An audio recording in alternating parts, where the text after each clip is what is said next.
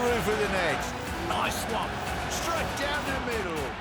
So a good performance. Hello and welcome to First Sports. I'm Rupha Ramani. Let's get started.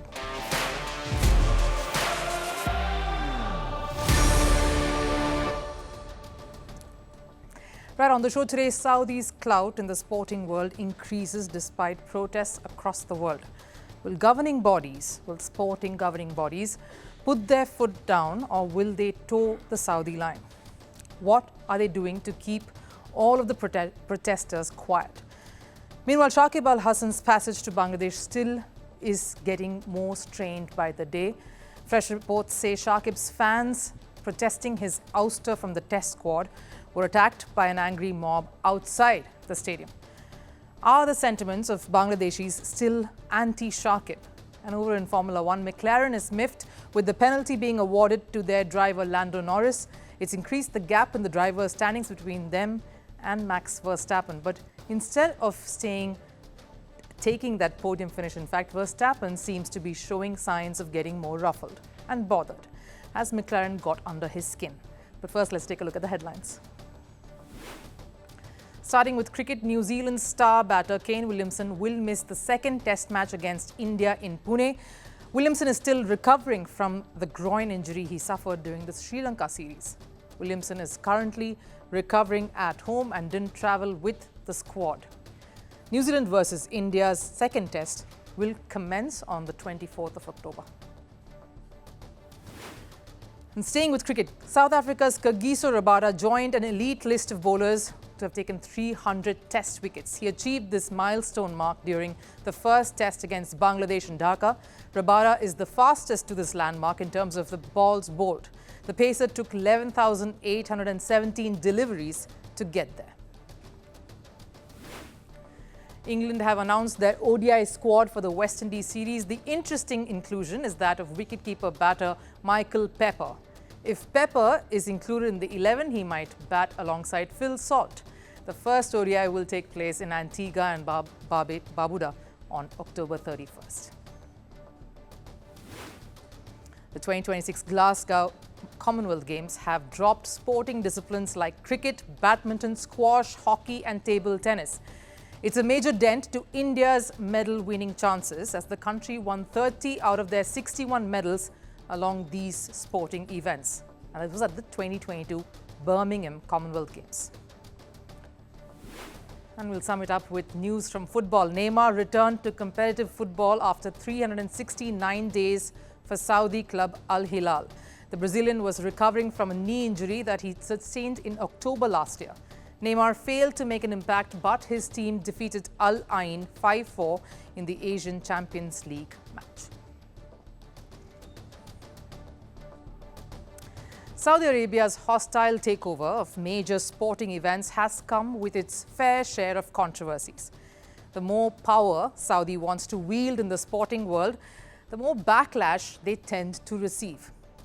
Protesters and those who strictly stand against the Saudi shopping spree in the sporting world call this sports washing. But the new tool Saudi is using to cover up any shred of controversy that may crop up along the way is throwing money. Take the Six Kings Slam tournament in Riyadh, for instance, an exhibition tennis tournament that featured some of the biggest names: Novak Djokovic, Carlos Alcaraz, Jannik Sinner, Rafael Nadal and Daniil Medvedev. The winner, of course, was Jannik Sinner, and he took home a crazy $6 million. That is the most in tennis history. Apart from Sinner, all the remaining participants were reportedly promised $1.5 million. Now, the prize money is a shocking amount because none of the major slams will come anywhere close to this amount. In 2024, Jannik Sinner won $3.6 million and $2.1 million after he clinched the US Open and the Australian Open titles. A total of $5.7 million, which still falls short of what Sinner earned in Riyadh for an exhibition event. Carlos Alcaraz won a total of $6 million this year after he won Wimbledon and the French Open. But the point I'm trying to make is you need to win at least 2 Grand Slams to have matched what just 3 days of work in Riyadh amounted to. Sinner had to work hard, play multiple rounds of 2 Grand Slams over 2 weeks each to still end up earning less than what Riyadh ended up giving him. Prize money for 2024 season as far as slams were concerned for Sinner was doubled in a matter of 3 days. If you put it this way, you've got to admit it's an appealing aspect for any sports person. The truth is, no matter how big a sports person is, the average career span for any athlete is about 20, maybe 25 years, and I'm being generous here, 35 to 40-year-old, depending on the sport, of course. So the purpose is to make as much money as possible while they're still playing competitive sport. For Rafael Nadal, for example, he's on the verge of retirement, just announced his last game, in fact. Novak Djokovic, again, last phase of his career as well. So a lucrative Riyadh offer is something very few can actually refuse, which is understandable. They're thinking about life after retirement. What this does is that it shifts focus from the controversy surrounding the sport itself in Saudi. I'll explain. Saudi attracted the biggest names in tennis through this tournament. One of the interesting points to note, the timing of it all. In less than 2 weeks, Riyadh is set to host a women's tennis tournament, the WTA Finals, the prestigious one, an event which has seen massive backlash. Former tennis stars like Chris Evert and Martina Navratilova have outright condemned this move, owing to human rights issues that Saudis docked with. Now, despite all the red flags, though, Saudi has managed to bag the rights to host the next 3 editions of the WTA Finals. Reason? The crazy cash prize it has to offer. Last year, WTA Finals that was held in Cancun, Mexico, offered a total cash prize of $9 million. This year, Saudi has agreed to offer $15.25 million. That's a massive difference in price. Now, once again, Saudi silenced the criticism with the glint of the dollars. So this starry exhibition event with that whopping prize money that Sinner has gleefully taken home was timed perfectly to draw all attention to what is possible, rather than the backlash Saudi is trying to fight. Clearly, for tennis governing body, the sport benefiting is a far greater gain than sports washing. It isn't just tennis that is witnessing this pattern. Take football. In 2021, Saudi's Public Investment Fund, or the PIF, took over English football club Newcastle. Now, the Premier League and the UK government policies forbid the involvement of government intervention in any way in sporting decisions. PIF, though, is a platform that is used to invest on behalf of the Saudi government because it is controlled by the Crown Prince Mohammed bin Salman. But the $400 million Newcastle takeover went through after the Premier League were reportedly given a legally binding assurance that Saudi state wouldn't be controlling Newcastle. But now leaked messages suggest that the deal went through only because of the involvement of bin Salman, as he was the one signing off on all of the key decisions. The deal is now set to be re-examined by the UK government because of this leak. The Premier League, though, is reportedly holding its ground, that the Saudi government never really influenced any of these decisions. The English football's governing body says there is no need for any investigation, and given the massive takeover, it's a little unlikely that the ownership will be revoked at this point, because Saudi's money has certainly benefited the Premier League. Newcastle's rise has meant English football got another club to leverage and attract star players, which only means more sponsorship deals and more TV rights, ticketing sales going up. It isn't just club football where Saudi has taken over. Even at the international stage, Saudi is making giant strides. Saudi Aramco, the country's national oil company, was announced as a worldwide partner with FIFA earlier this year. Because of the deal, Saudi will hold sponsorship rights for the 2026 men's and the 2027 women's World Cups. But this deal has faced severe flack, as more than 100 women footballers from around 24 countries have signed an open letter addressed to FIFA. The letter urges the governing body to end the deal because of Saudi's stance of women's rights and the human rights issues, of course. The value of the Aramco deal was not disclosed, but it is likely to be the richest ever for FIFA, considering Aramco reportedly made a profit of $121 billion just last year. So will FIFA take any action on this letter? Because it isn't just this deal that FIFA needs to think about. Saudi Arabia is also set to host the 2034 Men's FIFA World Cup. Because of these major deals, FIFA is getting the financial gains to run the sport on a larger scale. FIFA clearly sitting on very shaky ground, because On one hand is the moral obligation that any governing body needs to uphold, and the other, financial gains that go into benefiting the running, the growth, and the development of sport across the world. Saudi has attracted major stars like Ronaldo, Karim Benzema, Neymar, Sadio Mane through mega contracts. And when stars like Ronaldo end up praising Saudi and its footballing culture, it leaves an impact. If these players are endorsing Saudi football, it immediately positions the country as the new hub for the sport. Saudi's objective is clear. They are trying to quash all voices, all protests, by the show of money and the promise of a better future for sports and the sports persons. But how long can this vision run its course? It is beginning to feel more and more gloomy for Shakib Al Hasan. His fate and the last stretch of his cricket career seems to be hanging in the balance. Shakib was all but set to make his space in Mirpur for what would have been his farewell test. That's already underway. But angry fans back home have ensured that Shakib would not take a step into his own country.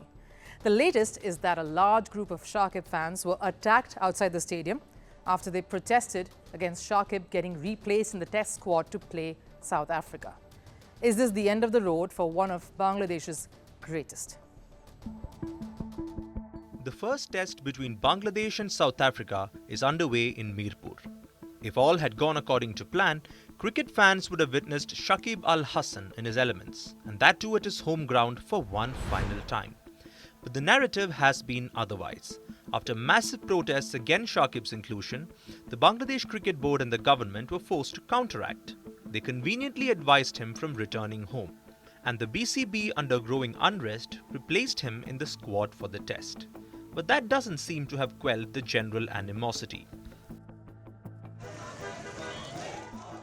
A bunch of Shakib supporters who were protesting outside the stadium, calling for him to be included again and for the cricketer to play his farewell test at least, were brutally attacked. A huge group assaulted Shakib's fans with sticks and bamboos. All of this was going on outside the stadium, even as cricketers were present inside. Army personnel had to quickly intervene to ensure matters did not turn ugly. This is the latest in a string of events that has led to a situation where Shakib is unable to even enter his own country. The trouble for the cricketer began along with the student protests that rocked Bangladesh a few months ago. His political ambitions and his allegiance with the then Prime Minister Sheikh Hasina's Awami League has brought his cricketing career to a bit of a standstill. Shakib was forced to announce his retirement, with the ICC Champions Trophy being his last one-day tournament. All he wanted was to play a test at home, his last.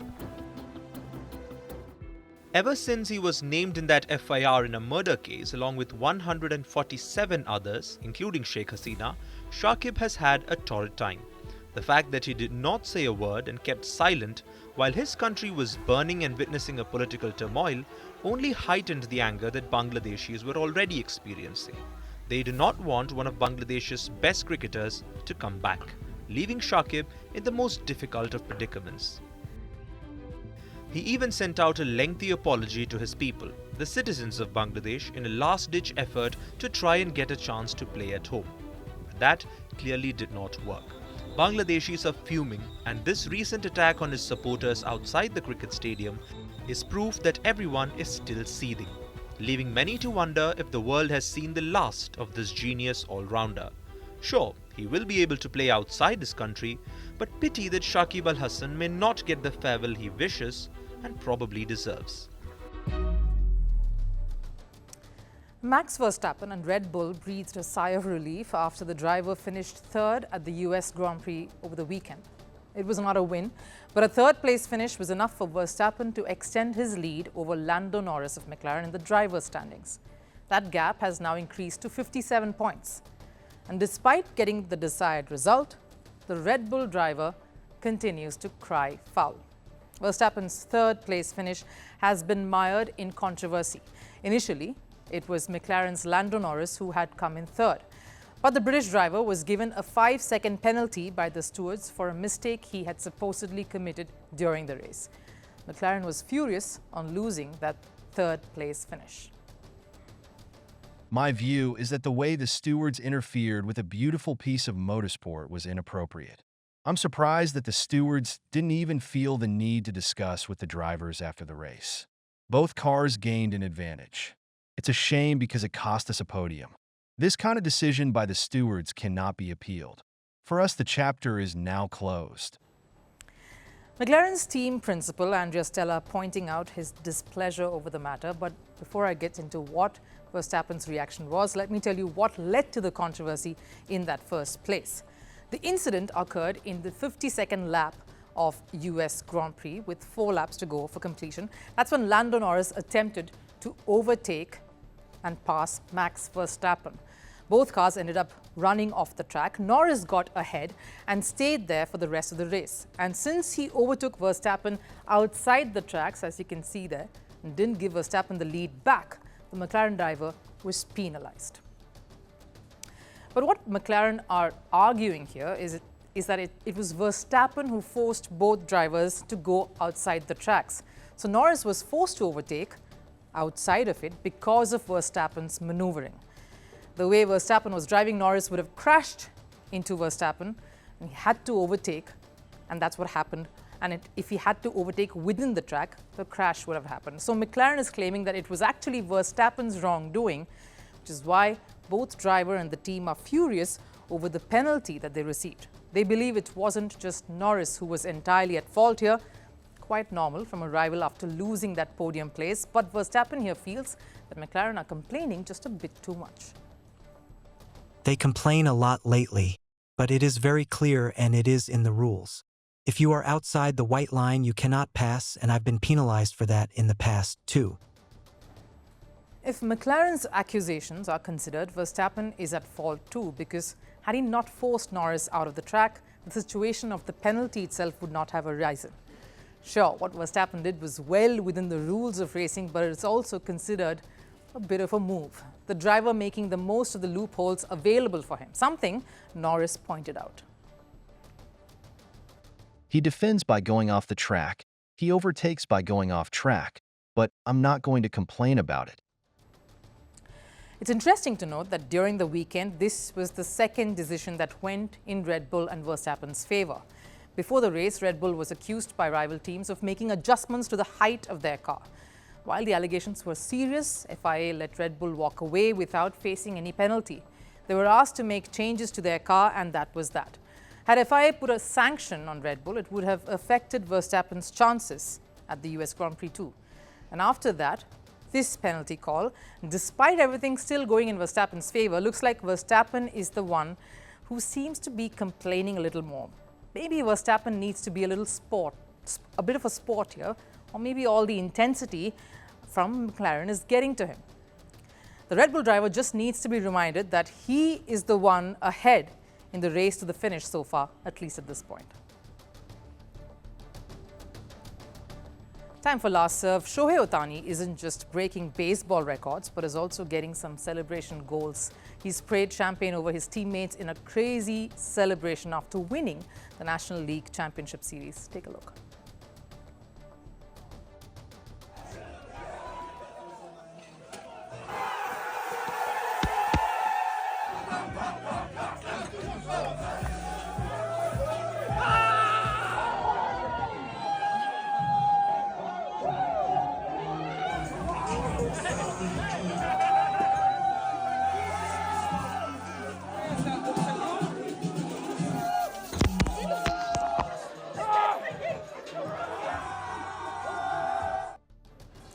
That wraps it up here on First Sports. I'll, of course, see you again tomorrow. Till then, do take care. Bye-bye.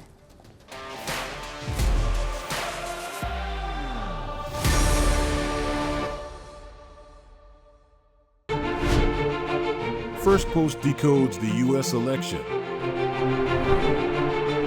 explains how America chooses its president. Your primer on the race to the White House.